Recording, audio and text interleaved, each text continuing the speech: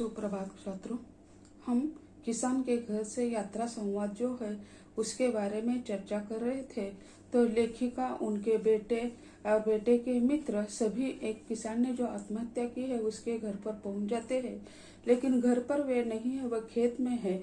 इसी कारण खेत में पहुंच जाते हैं और वहीं पे उनकी जो आत्महत्या की हुई पुरुष है उसकी पत्नी का नाम है संगीता, और वह किस तरह अपना दुख व्यतीत कर देती है ये इसमें दिखाया गया है। तो वह कहती है कि यानी अस्पताल में हम ले गए, लेकिन बीच में ही यानी शाम तक अस्पताल में पहुंचने के बाद शाम तक उनका देहांत हो गया। सरकार से कुछ मिला? तो वो लेखिका उस संगीता से पूछती है कि सरकार से आपको कुछ मिला? हाँ, तहसीलदार से मिलकर बैंक ने अब कर्जा माफ कर दिया है। यानी अब बैंक का नोटिस आया था, इसी कारण तो उन्होंने आत्महत्या कर दी थी। अब तहसीलदार ने बैंक को कर्जा माफ करने के लिए कहा है। 4 भाई थे, फिर भी शायद संबंधहीन संबंधों में भी वह तपिश व जीवन शक्ति नहीं बची थी। तो वह संगीता कहती है कि यानी 4 भाई थे, एक दूसरे का दुख बांटने के लिए, एक दूसरे को सहायता करने के लिए 4 भाई थे, फिर भी इस प्रकार की घटना घटित हो गई। जो बचा लेता अरुण जी को, या जिंदगी का खौफ और निश्चल जिंदगी से उपजी हताशा इतनी गहरी थी कि लिख दी उसने मौत की कहानी। यानी इतने वे निराश हो चुके थे कि उन्होंने अपनी जिंदगी की कहानी यानी आत्महत्या के रूप में लिख दी। कौन जाने किसान के लिए कर्ज मतलब उसके माथे पर लिखी एक्सपायरी डेट है। यानी लेखिका कहती है कि किसान अगर कर्जा लेता है तो क्या पता कि उसके माथे पर वो एक्सपायरी डेट यानी कर्जा का बोझ बन जाता है, तो वह आत्महत्या ही कर देगा। ये ऐसा ही है क्या? कर्ज लेने वाला किसान क्यों नहीं कर पाता अपने जीवन की मियाद पूरी? ऐसा सिर्फ किसान के लिए ही क्यों? यानी किसान लेता है कर्जा तो वो आत्महत्या के लिए मजबूर हो जाता है। ये कैसी पद्धति है? मैं मन ही मन सोचती हूँ, मेरे बेटे के पास तो जाने कितनी बार कार लोन, होम लोन के लिए बैंक से मुनहार भरे फोन आते हैं, ईमेल आते हैं, वह भी 8% ब्याज पर दर। जबकि दिलीप कालेकर को मेधा बैंक लिमिटेड से कर्जा मिला था तो वह 13% सूद पर, वह भी बड़ी मुश्किल से, और जितना मांगा उसका 1/4 भर मिला।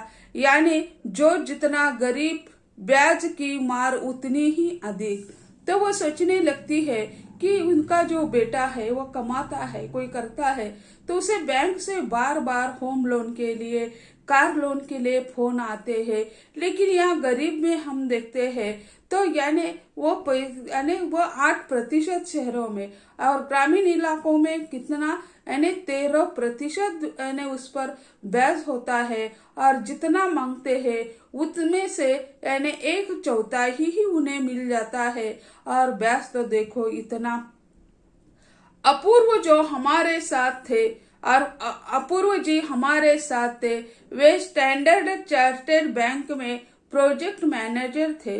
उनके मुंह से भी निकल ही गया, आप सोच भी नहीं सकते कि देश के बड़े बड़े कारपोरेट को जमीन किस दान पर मिली हुई है, कितने इंसेंटिव सरकार द्वारा उसके मिले हुए।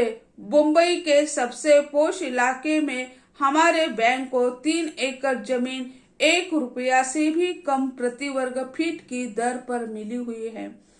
मुंबई में 1 मिनट के लिए भी कभी बिजली नहीं जाती, और यहाँ 8-8, 9-9 घंटे तक बसी गुल।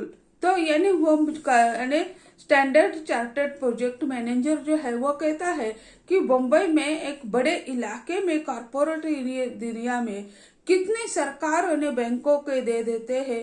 पॉश इलाके में बैंक को उन्हें 3 एकड़ जमीन 1 रुपया कम, उससे भी कम यानी प्रति वर्ग फीट दर पर उन्हें मिली हुई है। यानी बड़े को सरकार कैसे मुफ्त में दे देता है, यह उन्होंने माना है। और बम्बई जैसे महानगर में 1 मिनट के लिए बिजली नहीं जाती है।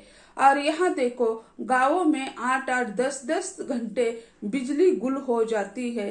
सही कहते हैं पत्रकार पी साईनाथ की भूमंडलीकरण के इस दौर में पिछले 15 सालों में जिस क्षेत्र में जबरदस्त इजाफा हुआ है वह है आईटी सेक्टर है, न सॉफ्टवेयर है।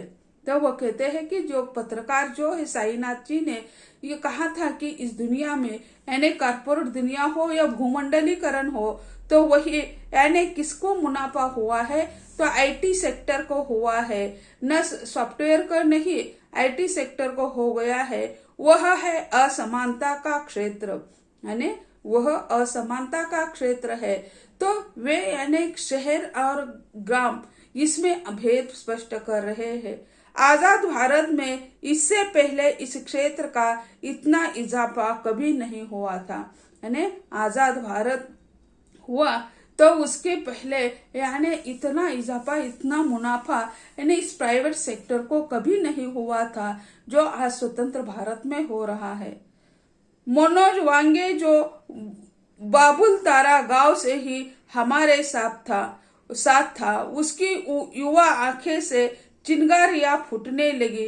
जिंदगी जी पाने के लिए अधिकारों को यदि लगातार छीन लिया गया हो तो देखिएगा इसके परिणाम बहुत भयंकर होंगे। यानी मनोज वांगे जो है बाबुल तारा गांव जो है वही से उन्हें मार्ग दिखाने के लिए, यहाँ की जानकारी देने के लिए उनके साथ है। वो बहुत क्रोधित हो जाता है और वो कहता है अगर अपने जिंदगी जीने के जो अधिकार है अगर वह सरकार छीन लेता है तो वह उसके परिणाम बहुत भयंकर होते हैं, ऐसा कहता है। हमारा कारवां अब काशी विश्वेश्वर राव के परिवार की ओर। उसकी आत्महत्या ने पूरे जिले को हिलाकर रख दिया था। बाला साहेब बुदबुदाते हैं, क्या आप सोच सकती है कि उस बंदे को progressive farmer of the year का अवार्ड मिला था। यानी यह काशी विश्वेश्वर जो है उसे यानी एक बहुत अच्छा यानी प्रगतिशील किसान, यह उन्हें अवार्ड मिला था, फिर भी उन्होंने आत्महत्या कर दी। मैं सोच रही थी क्यों मौत को गले लगाता है किसान। यानी इतना बड़ा अवार्ड मिलने के बाद उसके पैसे की बात नहीं, अवार्ड बहुत कम, पैसा कम होता है, लेकिन सम्मान जो होता है प्रगतिशील यानी किसान है, फिर भी उन्होंने आत्महत्या कर दी।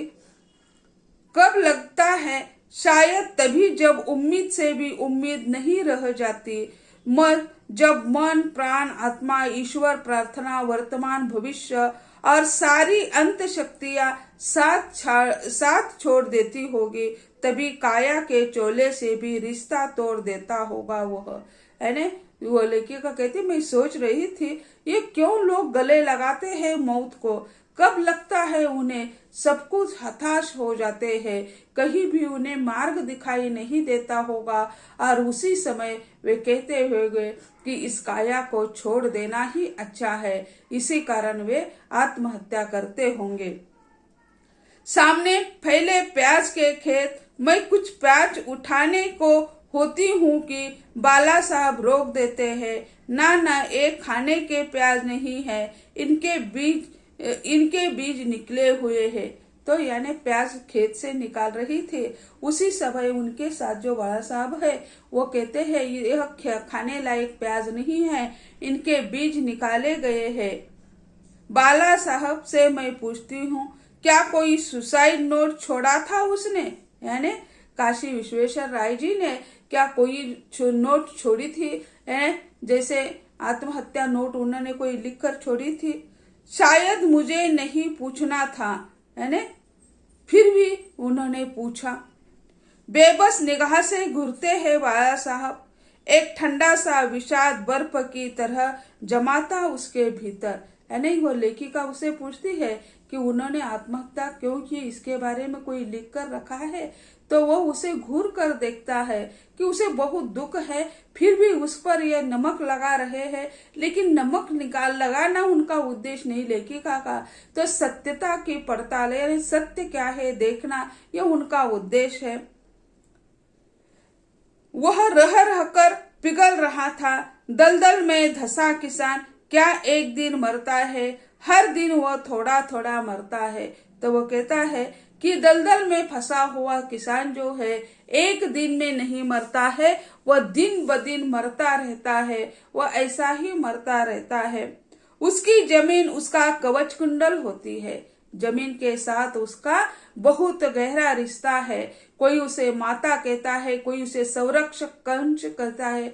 तो यह वो कहता है कि यानी वह कवच कुंडल होता है, संरक्षक होता है।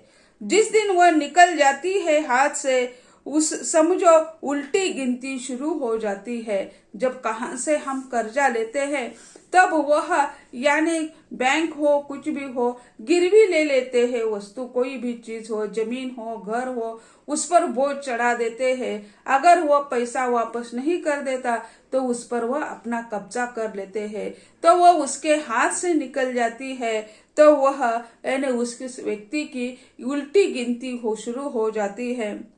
क्या आप सोच सकती है कि बंदा अपने दोस्तों को कहता था मर्द हो मुकाबला करो, रोने धोने और मरने से क्या हालत बदल जाएंगे। खेती हमारे खून में है, हमें आत्महत्या नहीं करनी, जीवन के लिए सोचना चाहिए। वही एक दिन उस पर बैंक का लोन था, कुछ सोसाइटी का भी कर्जा था, बड़ा जीवट वाला बंदा था, मर्द था, इसलिए रोया नहीं, बस मर गया। उसकी मौत के बाद यकीन उठ गया जिंदगी से, क्यों कैसे टूट गया वह सख्त पर्वत, किसने तोड़ी उसकी हिम्मत। यानी वह प्रगतिशील किसान था, यानी उस पर यानी कोई सोसाइटी के कर्ज थे, बैंक के कर्ज थे, लेकिन वह बंदा है कि यानी वह पुरुष है, लेकिन क्या है वह किसी को कुछ बताता नहीं है और वह क्या कर देता है, एक पुरुष होकर भी टूट गया और उसकी हिम्मत हार चुकी और वो कहता है इसकी हिम्मत किसने यानी तोड़ी, यानी मर्द होकर भी वो मुकाबला नहीं कर सका। यानी सबके नाटक किए जा सकते लेकिन पैसे के नाटक नहीं। और ये किसान जो होते हैं वो इज्जत के बहुत प्यारे होते हैं। किसी का हम पर 1 रुपया भी कर्जा नहीं होना चाहिए, ये उनकी मंशा होती है। बाहर के सूखे ने भीतर के पानी को भी सोख लिया होगा। यानी शरीर में हम कहते हैं पानी होता है, लेकिन प्रकृति पर यानी वह अकालग्रस्त एरिया है, भाग है, उसमें ज्यादा बारिश नहीं होती है, फिर भी उन्होंने खेती करनी लोगों ने नहीं छोड़ी है। वो यानी अपनी धरनी माँ की सेवा करते हैं और उसे धरनी माँ कुछ न कुछ उसे देती ही रहती है। तो वह कहते हैं कि यानी बाहर के पानी सूख जाने के कारण उसके शरीर के अंदर का भी पानी सूख गया। कर दिए होंगे जीने के सारे रास्ते बंद, मैं ही मन अनुमान लगाती हूँ कि एक गहरी सांस छोड़कर धीमे से बोलते हैं बाला साहब, सारे सवाल उसी के साथ दफन हो गए। जब उस जैसे सोच का बंदा भी कर सकता है आत्महत्या, तो फिर ये लोग तो उसके आगे कहीं नहीं टेकते। हर दिन दिल धड़कता है कि अब कौन मरा। यानी इतना कठोर आदमी, यानी अपने निर्णय लेने में इतना सक्षम आदमी अगर आत्महत्या कर सकता है, तो सामान्य जो किसान है वह आत्महत्या करने से क्यों डरे, वे सोचते भी नहीं हैं। बाला साहब बोलते जा रहे थे, मेरे आगे घूम रही थी पिछले साल हुई लुधियाना की एक घटना, जिसमें 36 साल के किसान जयवंत मोटरसाइकिल पर अपने 5 वर्ष के बेटे को घुमाने के बहाने निकले। बेटे को अपनी छाती से बांधा और नहर में कूद गए। उन पर 6 लाख का कर्ज था। उनकी फसल खराब हो चुकी थी। उन्होंने सुसाइड नोट में लिखा था, मैं जानता हूं कि मेरा यह 6 लाख का कर्ज तो क्या मेरा बेटा भी जीवन भर नहीं उतार पाएगा। यानी लुधियाना के एक 36 साल के किसान ने घूमने के लिए बेटे को अपने साथ, छोटा बच्चा है उसे ले लिया और कहीं घूमने के लिए निकल गए और एक नहर के सामने आकर उन्होंने अपने बेटे को अपने छाती से बांध लिया और बाप बेटे ने आत्महत्या कर दिया। और उन्होंने लिखा था कि 6 लाख का कर्जा तो मैं तो क्या मेरा बेटा भी पूरा नहीं कर सकता, इसी कारण हम दोनों ने अपनी जिंदगी समाप्त कर दी। तो ऐसे ही कर्ज के बारे में, कर्ज के कारण कितने किसानों ने आत्महत्या कर दी है, इसका ब्यौरा लेखिका दे रही है।